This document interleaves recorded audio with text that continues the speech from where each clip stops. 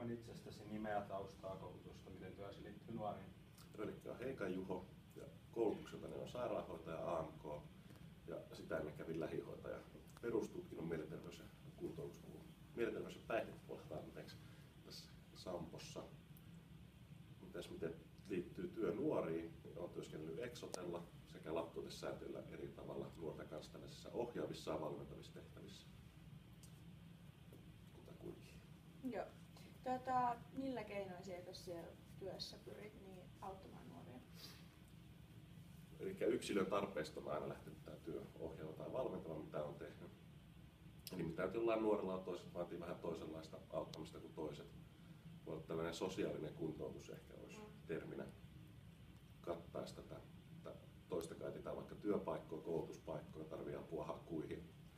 Tästä työhaastatteluihin vähän prepataan, etsitään niitä työpaikkoja yhdessä ja hoitellaan.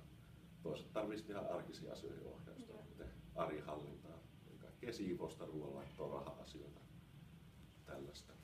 Ja sitten kun on päässyt vaikka työhön, niin sitten vielä ohjataan vähän sen jälkeen eteenpäin, että sitten omat siivet kantaa niin sanotusti sen jälkeen.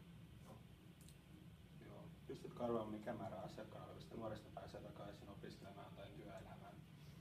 Se on hieman haastavaa kyllä sanoa, mutta pitkällä tähtäimessä riippuu ehkä millaista ajanjaksoa tarkastellaan. Kyllä useasti, mitä nyt on näitä työskennellään jonkun nuorekaan, niin se työskentely päättyy siihen, että pääsee kouluun tai työhön tai mikä on ollut se tavoite sitten. Saavutetaan tavoite, mutta sen jälkeen totta kai voi olla, että koulu keskeytyy ehkä tai sitten pääsee loppuun ja pääsee töihin. Osassa tehtävissä pystytään seuraamaan senkin jälkeen, kun ovat päässeet kouluun.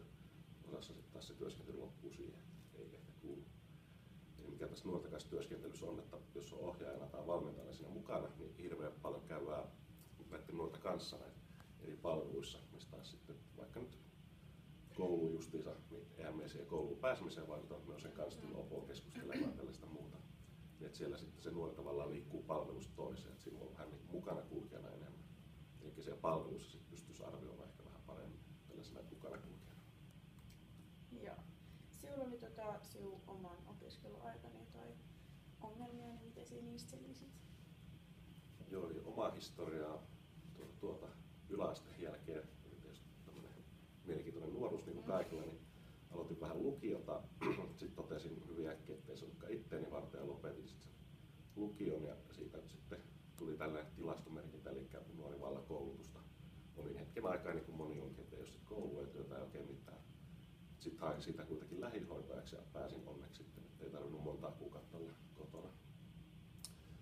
Ja sitten on ollut omassa historiassa masennusta nuorempana ja sekä koulukiusaamista. Niin niitä kautta sitten tuli mieleen, että voisi sittenkin ottaa nuori joskus tulevaisuudessa, kun tietää millaista se on nyt tuntuu. Että siellä tarvitsisi apua, että voisi sitten vähän tehdä merkitystä